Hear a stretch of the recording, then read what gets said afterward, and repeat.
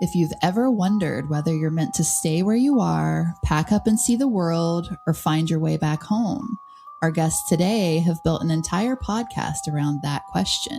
Joining us are Damien and Christian, the hosts of Remain, Roam, Return. Their show blends travel stories, life experiences, hilarious conversations, and the kind of unfiltered banter that makes you feel like you're hanging out with old friends. Whether they're sharing adventures from the road, debating life's biggest questions, or somehow ending up on the most unexpected tangents, they always make for an entertaining listen. Since they're both from Nebraska, we thought that there was no one better to tell the story of one of their state's most infamous killers. They're taking us through the chilling case of Charles Starkweather, the teenage serial killer whose brutal murder spree shocked America and forever became a dark part of Nebraska's history. So settle in. This one's a disturbing ride. And Damien and Christian, welcome to Weekly Bazaar.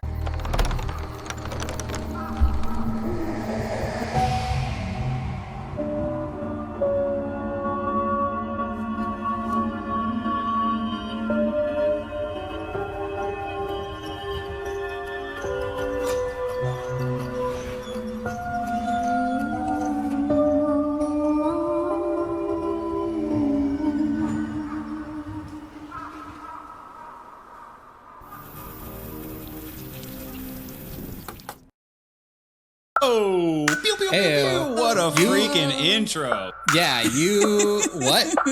That was... You feel special? Yes. Oh my gosh. I feel like a failure of a podcaster. I feel undeserving of such a great intro. Usually it's like, hey, we got these two fucking idiots. Dum-dums. Can I swear? It's early in the episode. I probably shouldn't swear right off the bat. Yeah. Yeah, that's probably why. No, that was amazing. Now it's like too high of a bar for us. Like now your listeners are going to be like, well, these guys are going to be amazing. And then it's just going to be fart noises for the next hour. So I did change my name from Fart to Damien for this one. Oh, nice. Yes. Well, yes. No, thank you for having us. Appreciate it. Looking forward to it. Thanks for being here. Yeah. Always a pleasure. Yes. Thanks for coming on our podcast and making it interesting. Yes. I'm sure our guests have been sick of hearing Christian and I for the past 6 episodes not having a guest. So y'all came on and made it fun. Mm-hmm. So I appreciate that. Anytime. You know, we got to talk about Half Hatch Charlie? Half Hatch Harry. Harry. Or just George. Or just John. George. Or John, yeah. And so. That was a good one. Yeah. That was fun. So one of the things that we kind of prefaced this episode with was while you two were on our last episode, we kind of gave you a quick rundown of Christian's relative relation to one of Nebraska's most famous spree killers. And That's right. We gave you just enough information to convince you two to have us on your podcast again. And that's how we do things. Mm-hmm. And so we're here to talk about that today. So without further ado, Christian. Yeah. So when you guys were on our episode, we talked about, so Damien, like you said, me and Damien are from Nebraska. Damien has left and now lives in Los Angeles. So he did one of the spooky spots in LA, which was the Queen Mary. And I'm, of course, left and now back in Nebraska. So that's Charles Starkweather. Specifically me and Damien are from Omaha, and then Lincoln's like the college town just right down the road. And that's where it happened. And that's where you live now. And that's where I live now, with very close to a lot of these places that we're about to talk about. So I'll get into it. So Charles Starkweather was born in Nebraska in Lincoln in November 24th, 1938. So this happened quite a while ago. Most of the time period we're going to be talking about is like 1958, 1959. But born into like a normal working class family. He was the third of, I think, 7 kids. And, you know, not like a rich family, not a poor family, like just a normal family living here in Lincoln. Yep. And yep. Nice intro. That was great. Thank I wasn't you. expecting the sudden stop. So one of the interesting things about Mr. Starkweather, can we call him Mr. Starkweather? Is that too formal for this guy? No, he probably doesn't deserve it. No. Shithead Starkweather. Is that better? I was just about to say that. I will say I'm already going on a tangent, as you mentioned. No. In my research, it is interesting because, of course, probably as you all know, with every spree/serial killer, there are people who are like fans. Mm-hmm. And I found like a weird Facebook group, and I bet I'm now flagged on some list. But they kept calling him Charlie, and I was like, this doesn't feel right. So just, Oh no. I was like, don't call him Charlie. I guess maybe if you went as a kid, but not, it was just What weird. if we call like, him Chuck? Chuck? That's kind of like an insult. He seems like a guy who probably hated the name Chuck. So we could so go with that. let's do that. Let's call him Chuck. Okay. All right. Chuck the fuck. Perfect. Chuck the fuck is perfect. I love it. I think we just got a name for our episode. Yep. Chuck the fuck. I could not write that as a title. Get this episode taken down instantly. Which we do have some clips like that where we're like, oh, that is a trigger word for YouTube. So, and I always say, oh yeah, I'm sure it's the content. I'm sure it's the verbiage and not the content we're creating. I'm sure our content is just so interesting to everybody that's out there that it's a shock that we get 5 views. Mm-hmm. Well, I was just going to say it really hated my last upload where I was bitching about my editing shit. Mm-hmm. Oh. Did not work well. Didn't I got like maybe 19 views on YouTube. They're like, nope, not doing it. I think we do have legitimately one video like clip where I was like, this has 0 views. We're like, it had to be taken down. It's funny too, because I'll go and watch the clips that have very minimal views. I'll go watch them and it'll still count as 0. Yep. Okay, back to Chuck the fuck. Yep. So one of the things about him that I found very interesting and probably kind of this actually confirmed to be the start of his bad attitude, so to speak, is that he actually had a bow-legged stance. So think of, you've been riding a horse every day your whole life, and you get off and your legs are still all curled like a freaking Arby's French fry. So that doesn't help. But on top of that, as if that's not a malady enough in and of itself, he also had a speech impediment. Snorted. That was his speech impediment, actually. He talked in snorts. Really? No. He was part pig. You can't do that to me. I'm too gullible. Like, really? A unicorn? Oh my God. Was it glittery? So Chuck the fuck had fucked legs and he couldn't talk no good. So that's how he started. And then again, all the bad things come in 3s, right? So he was also nearsighted like a dork. So he couldn't see far away. I think I'm nearsighted. Me too. I'm nearsighted as well. Same. Are we not all dorks? Yeah, that's true. We all have a podcast, so yeah. But we don't have bow legs or speech impediments. We don't oink. I mean, sorry, snort. Unless something's really funny. So they say snout. We don't have snouts. Yes. So needless to say, we don't. That's the name of the episode. We don't. We don't oink.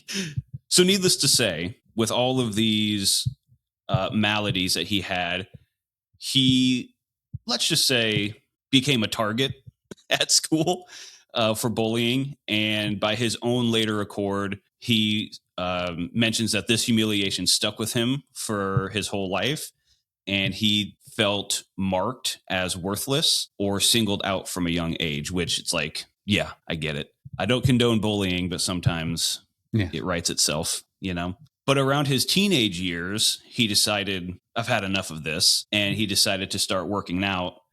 And he started looks maxing, breaking his jaw, Injecting gold into his veins. Yes, precisely. And so he started getting stronger, a little bit more muscular. I think he was trying to correct the bow-leggedness by squatting.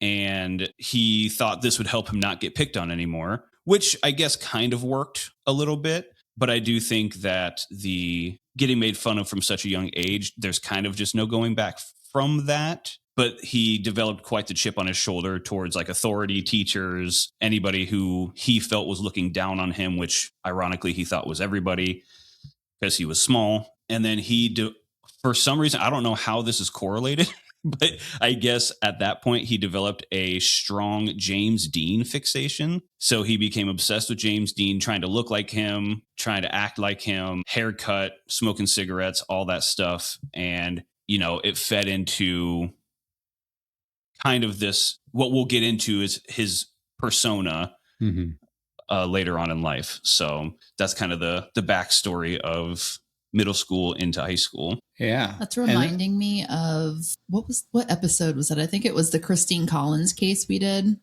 Mm-hmm. The guy, the Wineville chicken coop murders guy, he was bullied like that at a young age. I'm sure that definitely has lasting impact for people, especially that are not stable of mind. Yeah. And now for first of probably many connections I'll mention, because Lincoln, Nebraska, it's much bigger now, but it used to be a small town. And my wife's family is from here. My wife, Abby. And so she actually taught at the middle school where Chuck went to school. And they found his old report cards. And shockingly, he was a terrible student. Come on, Chuck. Yep. And so with him being a terrible student, he actually ended up dropping out of school and started doing manual labor. And one of his jobs he was a garbage man. And again, another side story. One of my buddies who I went to college with, his grandparents, Starkweather was the trash man for his grandparents. And so he threw out town kind of thing. And so do you think there's a benefit to having bow legs and being a trash man in some way? Like, why is that what he went for? Probably could just get the job kind of thing. Like, how bow-legged was bow-legged? How bow-legged was he? Like one of those old school game shows. He was so bow-legged. How bow-legged was he? He had to be fairly bow-legged. If it's mentioned in like a few, like when I was doing my research, like a few different places mentioned he was bow-legged. And so that would be a decent amount, right? If that's... Do you guys watch Supernatural? I do not. So do you know who Jensen Ackles is? Yes. So he's bow-legged. So is it that type of bow-legged, or is it like really severely bow-legged? For the sake of the story, let's say it looks like somebody's actively tugging in opposite directions. Like a wishbone? He has like wishbone legs? Yeah. Not to get not the dog, which we have mentioned on our podcast a few times. Have you ever seen somebody who's so bow-legged that it actually scares you? No. I actually went to high school with someone who was bow-legged. And he wasn't made fun of, nothing like that. He was severely bow-legged. It was more like that looks painful. Like I feel bad for him because it just looks painful to walk and have issues later in life. It was like that. And fun fact, he was on the Millennial, for all the people that remember this, MTV's Made. Oh, which one? Bow-legged episode, of course. He was supposed to be prom king, I think. So they came to my high school and they filmed that. And that was interesting. Yeah. Hey, did he win prom king? Okay. So Let's get into it. That was a heavy sigh. It was too heavy of a sigh. Okay. Well, MTV likes to exaggerate things. And even my friends that were interviewed, they wanted them to talk shit about him. You know what I mean? To make it sound like, no, he's never going to be prom king and stuff like that, which I think was hard for them at the time. And then he was going up against a very popular guy in my high school.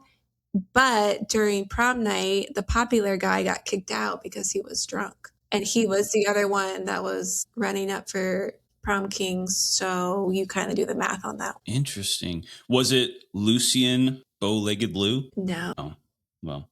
I'm just trying to look at I know this guy was. I'll tell you his name after the I don't want to put his name on here. Yeah. This guy created the hip hop group Full Force. Oh, you're going off too tangenty now. Yeah. Anyways. I love how MTV was like, hey, does he remind you of Charles Starkweather with his bow-leggedness? That interesting. Yeah, I kind of forgot about that show. That's a memory unlocked of Made of like just very interesting. That show is responsible for creating the metal band Attila, by the way. Well, not creating them, but bringing them to popularity. That's very interesting. Fun fact. Stop distracting me. Yes. Quit making us go on tangents. You did it. I did. So now the creepy part starts. Yes. With him being a, not the best guy. And he first met Caril Fugate, who is several years younger, around 1956/57, and they became a couple. She was in middle school, and he was a 19-year-old adult. And the story doesn't great start. Yep, young love. Yep. Some accounts describe him as isolating her from her family, and his resentment towards her parents grew. And that's kind of where, because of that tension, it kind of started to spark the beginning of the spree. Yeah. And people who knew him prior to his infamy remember him as being quick-tempered. He had like a real victim mentality. Like everyone's like out to get him. Like, he was genuinely intelligent in some accounts, which it doesn't specify which accounts. I would assume manipulation and abuse are probably what he was really intelligent in. And a rebel image. However, in hindsight, people didn't think that that would lead to what it led to, which is part of why the case unsettled people. He kind of was just one of those kids where you're like, okay, he's clearly got some issues, but he's like, I don't know, he's not a threat or anything like that. I think that's how most people saw him. Harmless. Right. Probably just as like a loser, right? Like as bad as the way to like put it that way. Like, oh, he's just, a loser. Yeah. But he wasn't an outsider or anything. You know what I'm saying? So he's one of those guys where like people know him. He's just a kind of a troubled kid or whatever, but he did escalate beyond what anybody thought he would. And then it kind of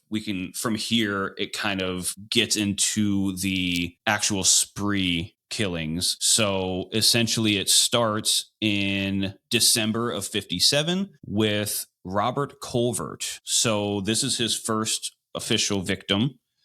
And it happened where Chuck the fuck robbed a gas station in Lincoln where the 21-year-old Robert Colvert was working, and he refused to sell him a stuffed animal on credit. Then he abducted Colvert for that, which why wouldn't you? Yep. You don't let me get my teddy bear. Goodbye.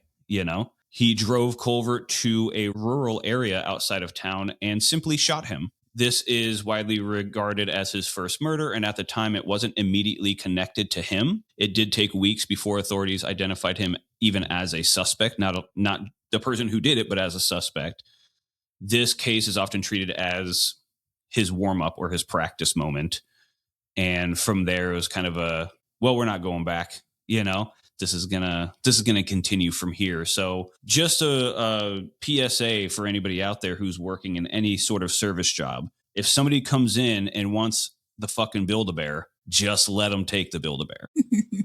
When you're dating your middle school girlfriend, she needs a Build-A-Bear. I find it interesting that he didn't just kill him right there on the spot.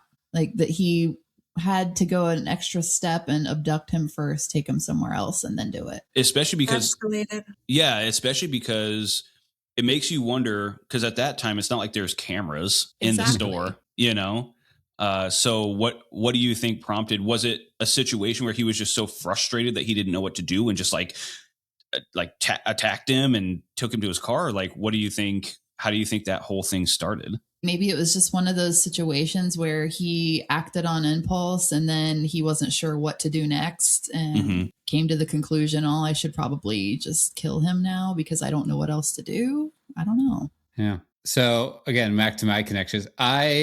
So where this gas station is just like north of the university, which is downtown, again, college town. And so like I drove past this gas station. Now it's like kind of an abandoned gas station, but it's like on one of the major streets here in town. And I drove past it and I was like, oh, no idea that this place was like a site like significant in history of Lincoln of a place, like a gas station that you could get stuff on credit. Like imagine going to a gas station nowadays and be like, hey, I'll come pay you back.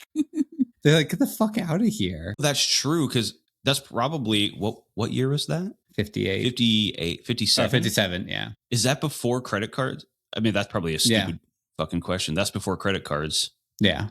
Yeah. Interesting. I don't know what year credit cards were invented, but back when they had the kind of credit that they probably wrote down on a notepad and like waited for them to come back. Chuck the fuck owes 15 cents for Teddy. Yes. So now what's moving next, on, Christian? the next murders. So he kind of laid murderers. He kind of laid low until first murder took place back in early December 1957. Now moving to January 21st, 1958, and this is where later. So this is where it like really starts to kick off.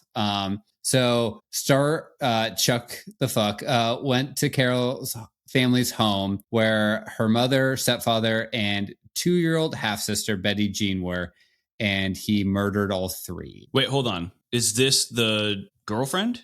Yep. So he went to the girlfriend's house because, her family were like, hey, don't date this grown-up man, as any sensible adult would do. And so he was like, they're keeping me away from her, and so I'm going to murder them and the baby. Did she know he was going to do that? I don't know if she knew, but then they ended up staying in the house for a week. So he killed all three. And so they hid the bodies. So there was because again, this was an old timey, there was an outhouse. So they put the mom and the baby in there, and then put the stepdad in the basement, and then they lived in the house for a week. And then anytime anyone would come over, because again, kind of a smaller town back then, family would be like, hey, we haven't, seen, the dad in a bit. They're like, oh no, everyone has the flu. You don't want to come in here. They just lived in the house with them, turning away visitors, just telling everyone had the flu. Wow. Is this what Natural Born Killers is based off? It is. Nicely done. Yep. This is taking our notes already now. It just sounds familiar. Yep. Yeah, that's what it's based off of. And so, they lived there for pretty much a week, and then moving on to the next murder. It's also funny too, because at that point, isn't it funny that people are coming around being like, oh, we haven't seen anybody for 5 days. Is everybody okay? And they're like, yeah, they're just, they got the stomach flu. And everybody's like, oh shit, I'm out of here. Nobody even questions the fact that people have just been gone for days and oh yeah, stomach flu. That makes sense. So back in the day, was that still killing people in the 50s? Probably. Or was it the flu, the upper respiratory flu? I wonder. Flu. They said they had the flu. Oh, okay. That makes more sense. I was thinking a stomach bug. No. Yeah. Which it probably was, right? I don't know. It still 50s? kills people. Yeah, it's true. Yeah. Okay, that makes more sense. But I just love the fact that they're like, who are you again? What are you? Yeah. Oh, yeah, sure. Okay, I believe you. The 19-year-old boyfriend of a 12-year-old. That makes sense. Yes. No questions here. I think she was 14, but even then, that's still middle schooler. Yeah. He would pick her up from the middle school, that. And I bet he didn't drive a cool Chevy Camaro.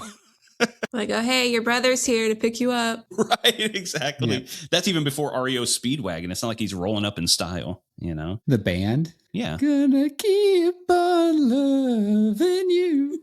Just blasting that somehow. Yeah. So don't ruin songs. It's gonna be stuck in my head all day now. Imagine we joke on our podcast. It's not a podcast unless I sing terribly. Yeah. So him murdering her whole family was January 21st of 58. And this is important because that was just a little over a year after his first killing of Robert Culver, right? So it went about 13 months between kills. And then it was 2 months. What? No, December 1st of 57. Oh, you're right. Damien. I thought it was January 59. Okay. So then never mind. I'm prefacing nothing because that's almost no time in between. So he's moving quick.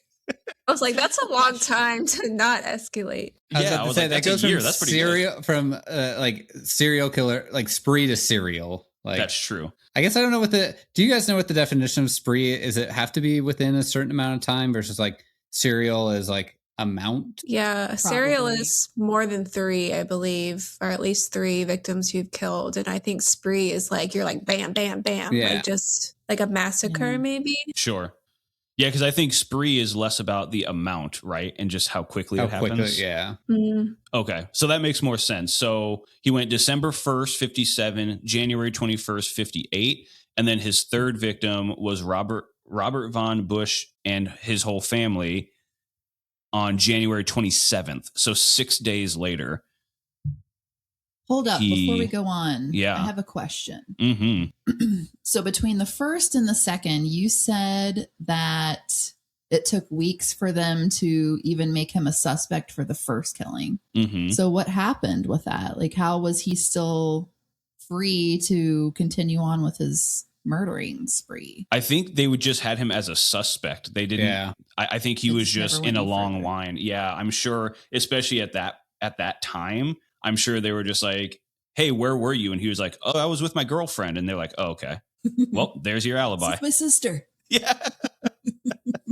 All right. While she's fixing that, was there any particular reason why he was a suspect? See. I think it was just because like he was known around the area, probably going. I wonder if his name was already in the credit book. Because if they weren't going to give him credit, they're like, man, you haven't paid us back from last time. I'm sure there's a proximity basis for that too. Yeah. Like, So well, he lives in the area. He's kind of a weirdo, and he's been here trying to be on credit. Yeah. So the gas station was like fairly close to the Fugate's house, like a mile or so away from their house. Probably one of the closer gas stations. So we are back in January 27th, 1958, 6 days after he murdered his. Can we call her a girlfriend? I don't think that's fair. What? To call her his girlfriend? I mean, I don't think that's. Is it like nice. Stockholm syndrome? Yeah, like there's manipulation going on here. That's well, kind of jumping the shark a little bit, or jumping the gun of. There is a fairly recent Showtime series on Caril Fugate called The 12th Victim. We'll get into it. We'll pause there. We'll get into what happens at the end. So until we reach that portion, I'm just going to say girlfriend because it's just easier. Yes. So 6 days after he murders his girlfriend's family, we now arrive at the Robert Von Busch and family visit and August Meyer. So when suspicion started mounting and relatives grew concerned about the family being missing, Starkweather and Fugate fled from the family's house where they were living for about a week. They went to a farm of a family friend, and that family friend is August Meyer. And I guess they just shot him. Very, very little information, I guess, about this. I wonder if that's because it's a farm and people are like, no one knows what goes on at farms. Yeah. Also, my poor note taking, I think. He also shot the dog. Oh. I don't know if that's relevant. You could have left that out. You could have left that out, Christian. Oh. Yeah. So anyways, so they flee the house after a week because everybody starts. I'm assuming the knocking and the checking in becomes incessant at this point. They're probably trying to break in at some point to be like, hey, like, what's going on? Especially like, I'm guessing they probably had Caril like open the door first. And I wonder if one time Starkweather answered it and they're like, what are you doing here? Yeah, who the fuck is this guy? Was she still going to school? Like a normal life? Well, that's a good point, actually. That is a good question. It's a good point. I would assume not. I'm sure that's part of the reason why they're coming to visit, because the entire family's just missing. Yes. Like nobody's not showing up to work and like, yeah. Yeah. So they are in the house for about a week. They flee. They go to a family friend's farm and kill the owner of the farm. That's January 27th of 58. That same day, they flee that area. Now that they've killed him, they get in their car. They end up running into people named Robert Jensen and Carol King. They're two local teenagers. And, I see what happened. Okay. So Starkweather and Fugate were fleeing. They drove their car into mud and got stuck. Because they're on country roads. They're on country roads. And so they can't get out. So they abandon it and they start walking, essentially. I assume some sort of hitchhiking type of situation arises. That's when Robert Jensen and Carol King stumble upon them, two local teenagers, and they stop and offer them a ride. And this is probably why people say don't do that. Starkweather then forced them to drive back to an abandoned storm cellar in Bennett, Nebraska. To the farm. Where the farm was. Yeah, that's where the farm was in Bennett. So they pick him up. He makes them go back to the farmhouse. This is when he shoots Jensen in the back of the head and then attempts to grape Carol King. I'm saying grape just so we don't get demonetized. But then King, to her credit, put up too much of a fight for him to do so. So rock on, Caril King, and gave too much resistance. That's when he became obviously very angry with her and then shot her as well. Starkweather later admitted to shooting Jensen, but claimed that Fugate shot King. And then Fugate said that she had stayed in the car the entire time. She was none the wiser. And then the two fled from Bennett in Robert Jensen's car after that. So essentially, long story short, they get caught in the mud, get picked up, and kill those two who picked them up. And now they're back on the run. Just two local teens trying to be good Samaritans. Especially like in, again, small town, middle of America. Like you're like, oh, people are roughly our age, need help. We'll just, pick them up in the car. That's actually a good point. Would you have stopped nowadays? Back then, probably. Yeah. This episode was on Deadly Women. And they actually, looking at the perspectives of the profiler, they believe that her name's Caril, right? Mm-hmm. They believe that she was full on board with everything. And then after they got caught, she played the victim, like he kidnapped me, all this stuff or whatever.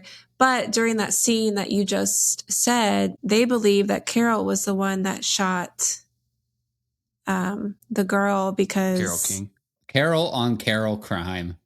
That's hard to say. Yeah, because she got upset that Starkweather was trying to essay that woman. So he was telling the truth. So but she said she didn't do it, obviously, because she's like, I'm young, I don't know what I'm doing, play that victim card. Mm-hmm. But she's the one that turned around and went back in there and killed her. Interesting. Because she got pissed off. So some jealousy. Yeah, some jealousy sparked up.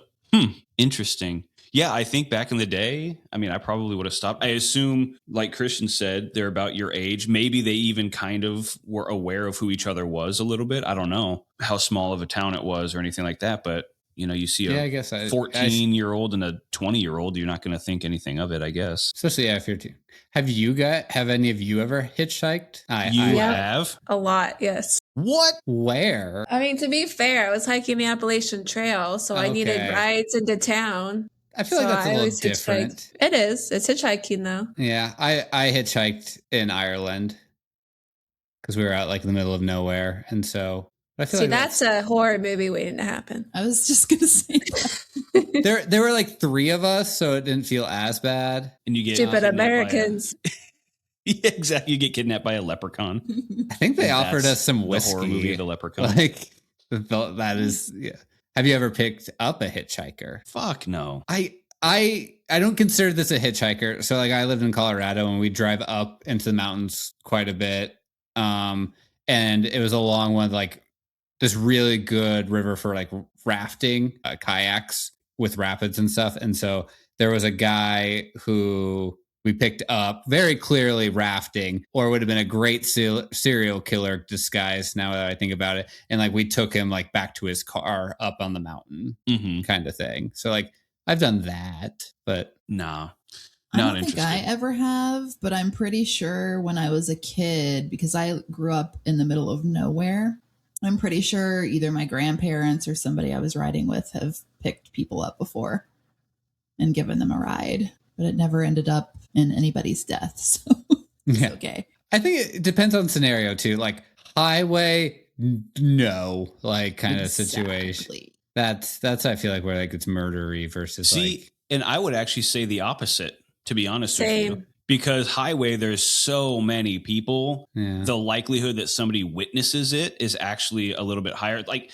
if you're going to get killed, you're going to get killed. But what I'm saying is the witness portion of it is much higher than a back road in the middle of nowhere. Nobody sees anything, nobody hears anything, and then people just end up gone. So I would do the opposite. I think if somebody's like, you have to pick up a hitchhiker once in your life, I would choose to do it on a highway or a main busy street. I guess another time I've technically picked up not a hitchhiker, but it was when I worked at the University of Michigan.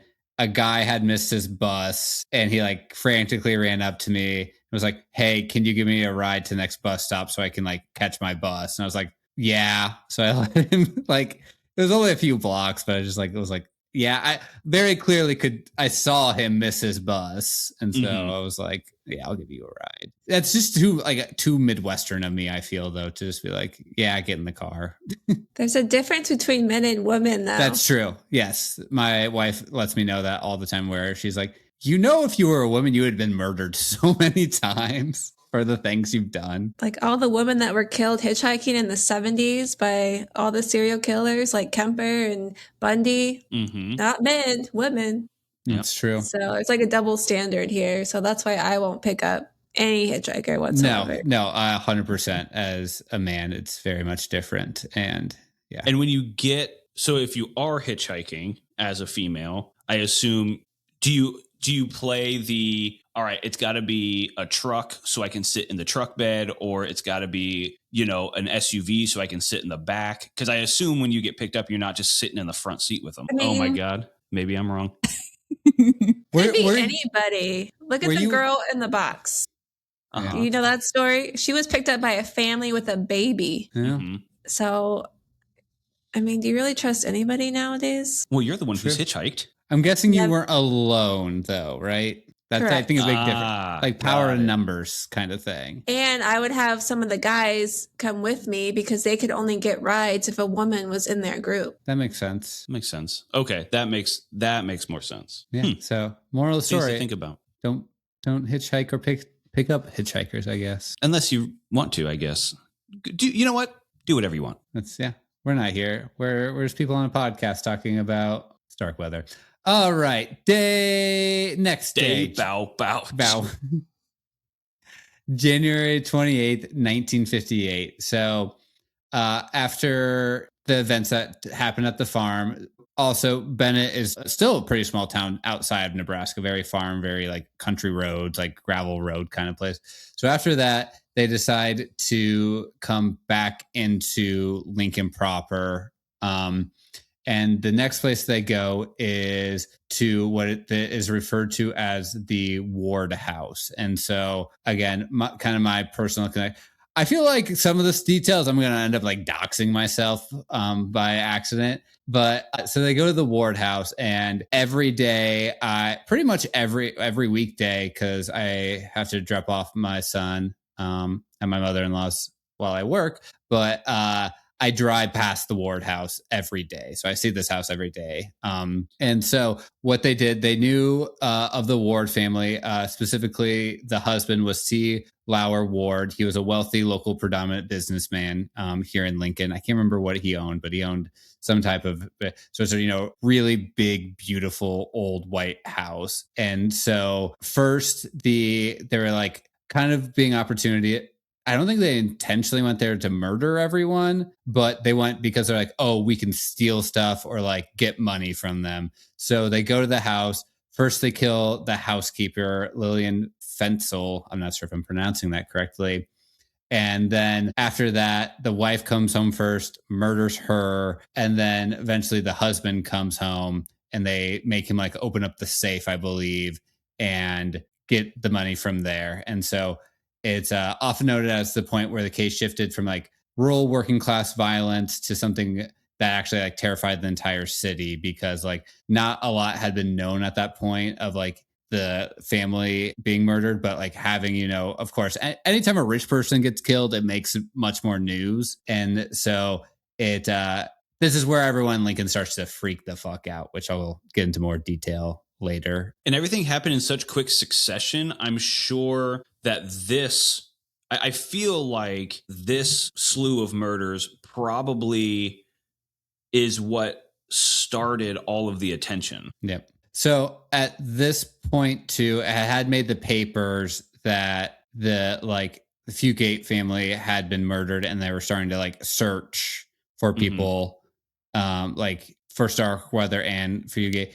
And this also goes back to what Montana was talking about, of where like Caril, the girlfriend, was actually like what they believe that she was actually part of it, because they clipped out the article from the newspaper and she had it on her when they were caught. And so they're like, oh, they were keeping mementos. Trophy. Yeah. Interesting. Yep. And so, yeah, drive past that house every day. And I think we talked about it on our podcast. I meant to look it up. I have no idea if they had it like when whoever buys or sells that house have to disclose that, like, hey, a gruesome murder in history happened here.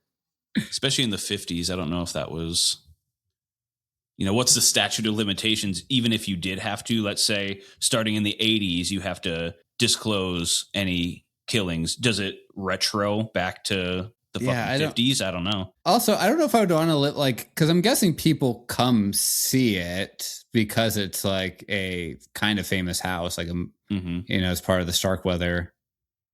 Are people living lore. there? Yeah, it's just a normal looking house now. Like, if you had no idea who Starkweather was or anything like that, no, it's on, like, these are like the really, really nice old houses of like Lincoln. It's like right outside the country entrance of the country club. So that's the street you drive down to get to the really nice old country club. All of the houses on there are just gorgeous, old, beautiful mansions. So when a rich white people are being killed, definitely will make the news. Oh yeah, 100%. I can't remember what business Ward was in, but he was a pretty predominant person in Lincoln. So yeah, well-known, wealthy.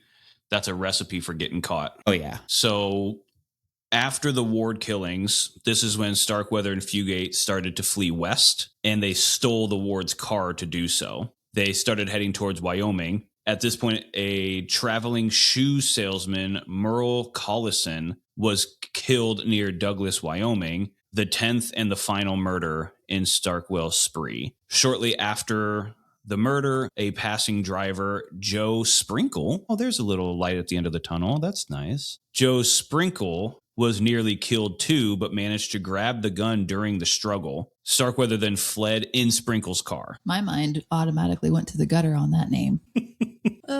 Joe Sprinkle. Anyway. With a cherry on top.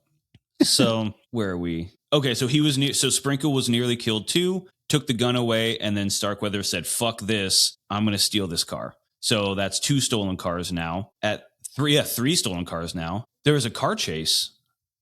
So this happened on the highway. As it was going on, it happened by chance that a state trooper was driving by. Sprinkle waved him down and be like, hey, a man and his teenage girlfriend stole my car. Go get them. Or he was like, I think at this point, it had made national news that Starkweather was out on there on the lam kind of thing. He was like, Starkweather stole my car. Go get him. And so again, just by happen chance, the state trooper was right there and started to chase Starkweather and Caril. Okay. So anyways, that's the chase that led to the eventual capture. The sheriff did eventually catch up to them. That is when Fugate separately ran toward the arriving police officer and reportedly said that Starkweather was going to kill her as well. So we have a real Judas amongst us. A turncoat. Yeah. And this became part of her defense later on down the line in her, as we talked about earlier, saying that she had nothing to do with it.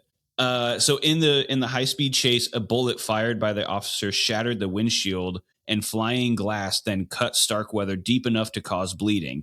That's when he stopped and surrendered and was taken into custody near Douglas on January 29th, 1958. He thought he was bleeding to death. That's why he stopped. And that's the kind of yellow son of a bitch he is what the sheriff said. Yeah. They caught him. So high-speed chase, shot through the glass, cut him, and then he cried like a little bitch. Chuck the fuck. Chuck the goddamn fuck. Yep. So Chuck in total, Chuck there you go. It's a good one. That will keep us from getting dinged. It's too late now. That's true. Just take schmuck and put it over every fuck. I mean, schmuck. Yes. We'll figure it out. So a little bit more about Lincoln during that time period. So of course, everyone was freaking the fuck out is the best way to sum it up, because they're like, what do we do? So I guess gun sales reportedly spiked in the city after stuff came out. Many people started to board up their windows and barricade themselves, especially after the Ward murder. They were like, this guy is a lunatic. We don't know what's going to happen. People started to not send their kids to school. People didn't go to work for a bit until they were caught. The governor actually called out the Nebraska National Guard to search from home to home. And again, another personal connection. My wife, Abby, her grandpa was part of the National Guard during that time. And my wife said that they were like, if you saw him, just start shooting, essentially. Like, don't ask questions. If you see Starkweather, just because that's how bad Dangerous. everything was. It's on site with Starkweather. Yep, pretty much. I guess the entire city on every major road and highway was blocked off. So if he were to get out, they were doing everything they could to try to stop this man, especially because, again, not a lot going on. It's also considered one of the first murder sprees to ever really be on television or have it be on television, because television would have been on radio. And so it just became a big thing. And so, yeah, people freaked the fuck out, which sounds very similar to what would happen today in Lincoln, to be honest. There was a spree killer. I also find it funny. It says here, because the rumors were spreading fast, this led to a lot of false sightings and wrong houses being swarmed by police officers. So they're just breaking into random houses based on rumors that people were saying. So that's kind of, yeah. Can't blame them though. That would be very scary. Mm-hmm. To never know if you're going to be the next one, you know? Yeah, but all the crime shows I watch, like let's say they're on America's Most Wanted or they're wanted for something, whatever, they have to follow every lead. Yeah, they get, and it's like thousands and thousands, but they have to do it. Yeah. Because you never know if that's going to be the real one. Yeah, So you especially imagine how tedious that is? Seriously, especially in a town as small as Lincoln. So the population of Lincoln roughly at that time, because it was almost 1960, was about 120,000. So like not small, but still not like tiny. Yeah, not tiny. Yeah, I mean, it's not 15 people, but 100,000 is relatively small.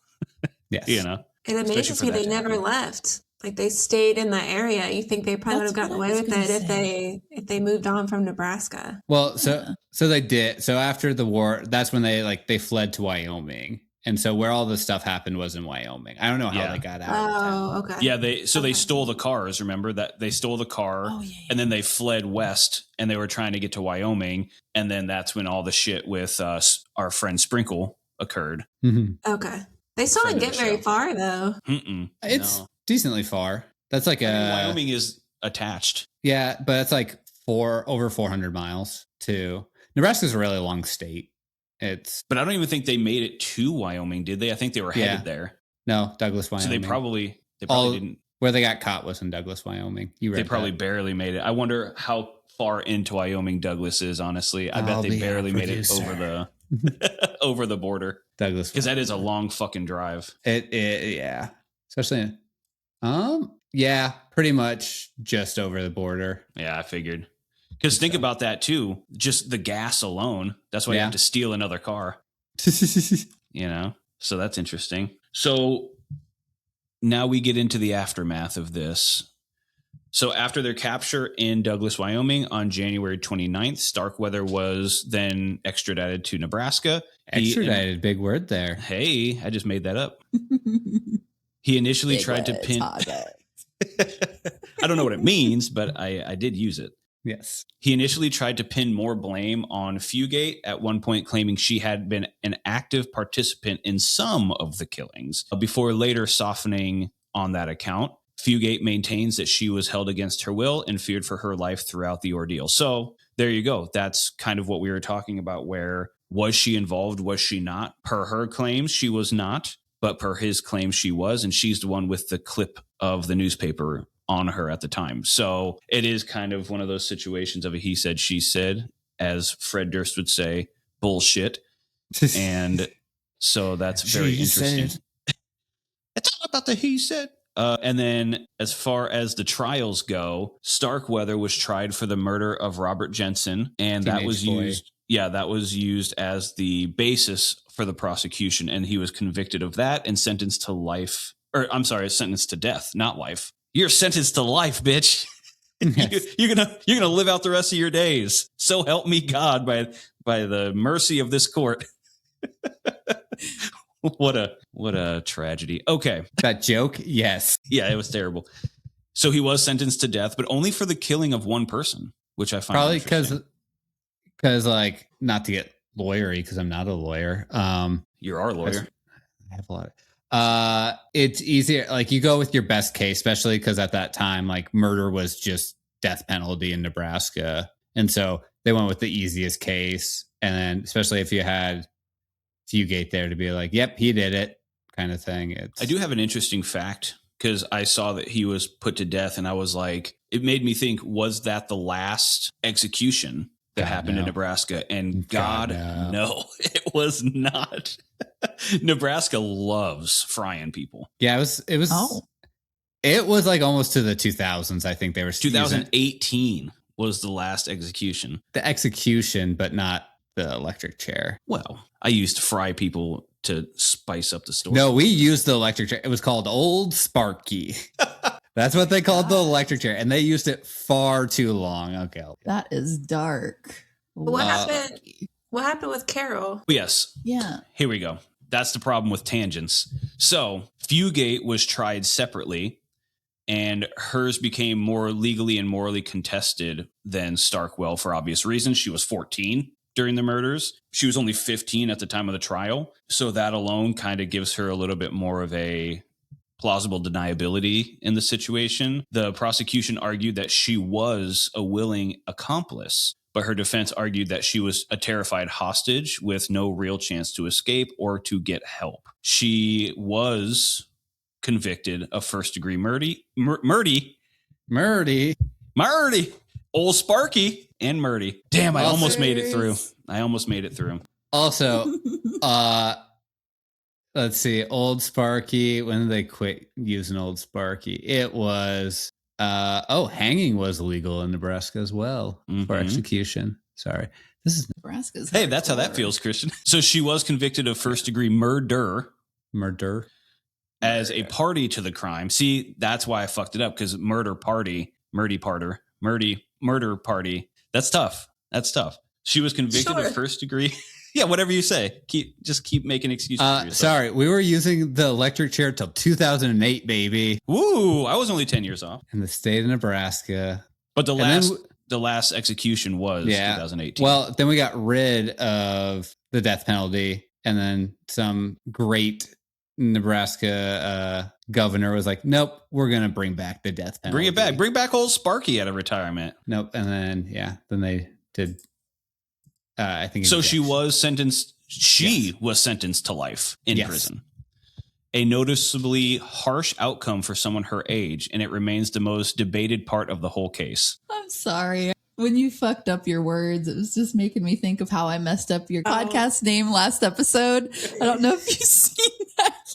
It was hilarious, though. It's okay. It's like, yeah, we were on, what did I say? Ramon.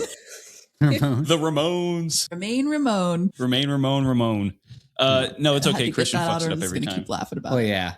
We even joke how we're like, what a great name to name a podcast. Such a long one. I'm so happy we chose not only the alliteration, but also quite the mouthful. Yes. Yeah. Sorry to interrupt, but I had to get that off my mind. Make us stop talking at some point. No, please continue. But yeah, so she did get sentenced to life at 15 years old. So just think about that. At 15, you're responsible, or not maybe responsible, but a party to 11 murders. And then you spend the rest of your life in jail. I don't know how long she lived till. Well, I'm about to tell you that. There you go. I'm honestly surprised by that. I wasn't expecting her to get that much of a punishment. Yeah. I don't know. Is it deserved? I think she killed Caril. That's what I was going to say. Caril.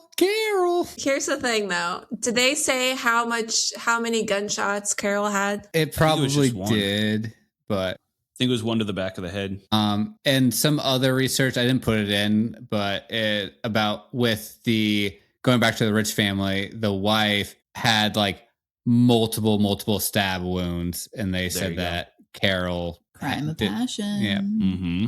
Did that as well. Somebody was pissed. Because she would get mad if you tried to essay the women. Mm-hmm. So it's her. I think she had full responsibility. I don't disagree with you. Yeah. Was she think impressionable? Yes. She was young, of course, but there were many times she probably could have gotten help or Yeah. She was like in the house something. for a week. But the other thing And about keeping that, trophies too. yeah, and keeping trophies, exactly. And the other thing about that too is I'm probably going to take a lot of shit for this, but think about, she was a party to, maybe she did, maybe she didn't actually have, pull the trigger herself or stab people, whatever. Let's just say, for the argument's sake, we don't know for sure. She was 14 years old and witnessed 11 or 10 murders, because I don't think she witnessed the first one. no. But witnessed 10 murders from somebody that she was quote unquote dating at the time. I just don't think you get over that after 4 years in juvie. I just don't think you can walk that back. Yeah.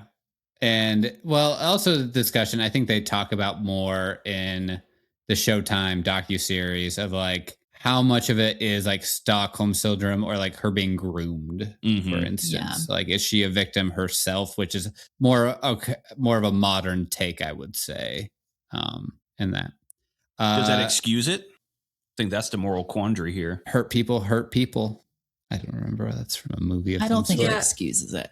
No. If she physically picked up a knife to stab someone or physically picked up the gun herself to shoot someone, she was still in control in that moment. Mm-hmm. Yeah.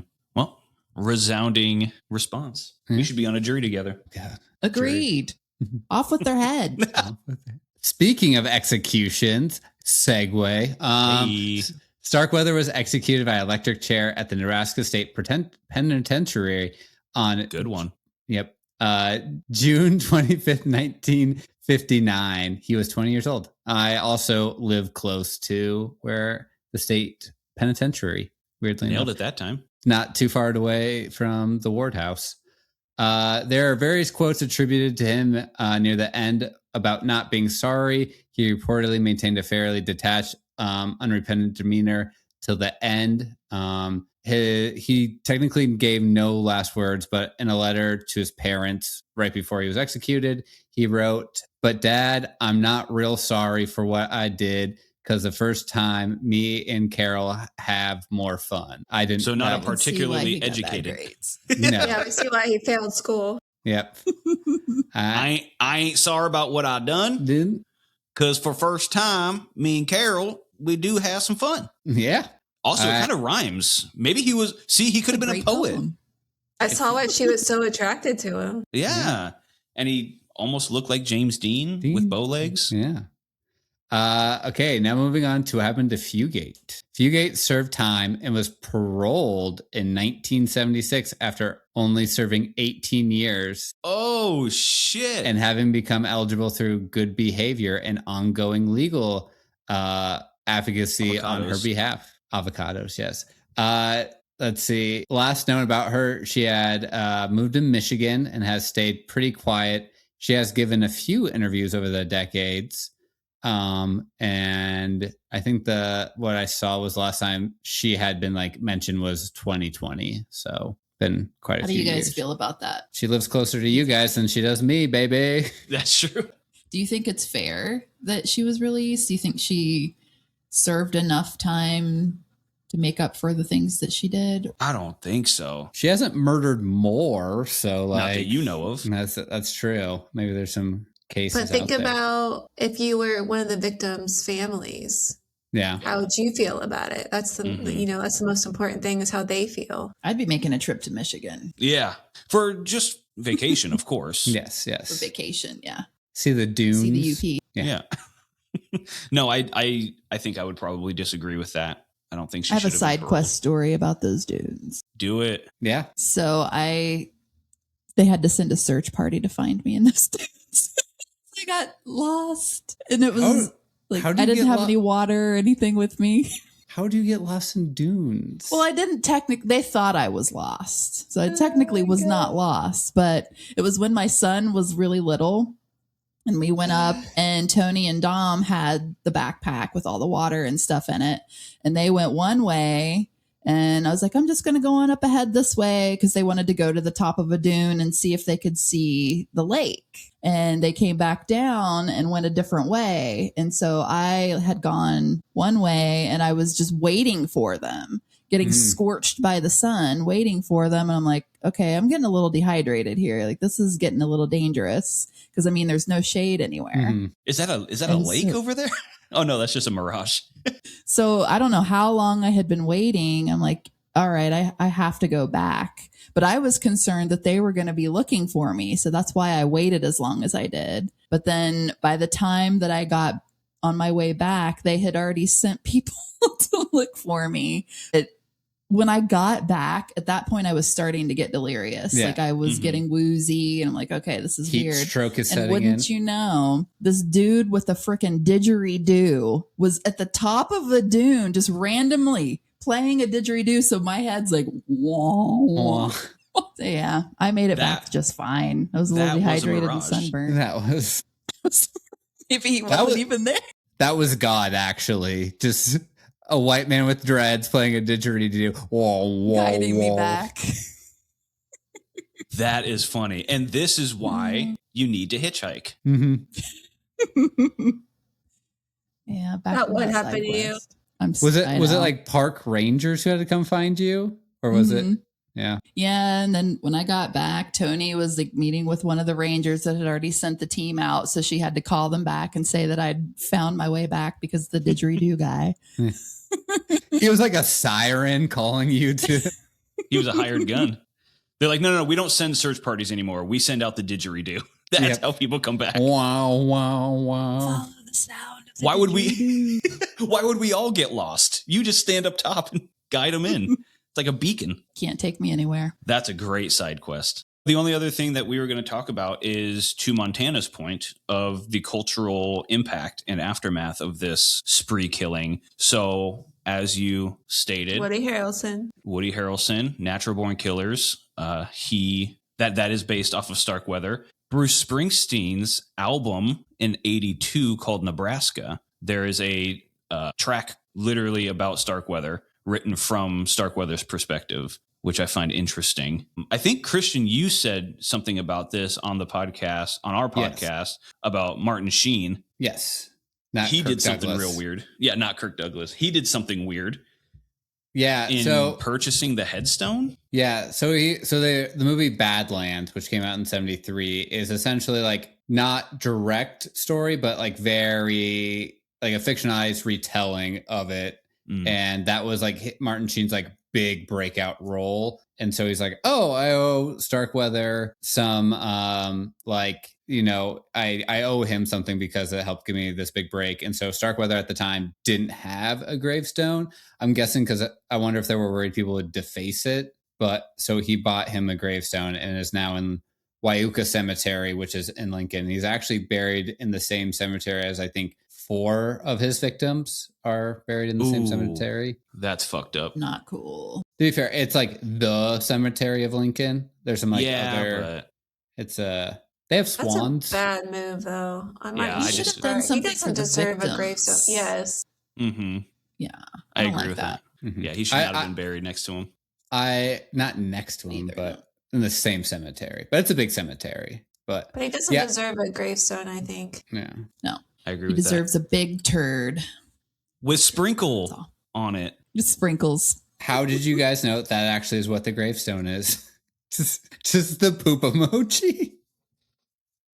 You're like, how did Martin Sheen know about poop emojis back in '78? You're like, I don't know, man. Wish. But Starkweather's also mentioned in the hit song "We Didn't Start the Fire" by Billy Joel. I never knew what that line meant until now. So that's cool. And the other significant cultural impact was, as Christian said, the first Myrtle. Myrtle? You going to Myrtle Beach, baby. Surfing Moaning the Myrtle? web. Is that you? Moaning Myrtle. She comes up every time. It was the first murder trial that was ever broadcast on TV. So pretty significant for something that took place in little old Lincoln, Nebraska. So don't say we don't have shit. Okay. We have some shit. Mm-hmm. That's the shit you don't want. Well, no bad publicity, right? Okay. Okay.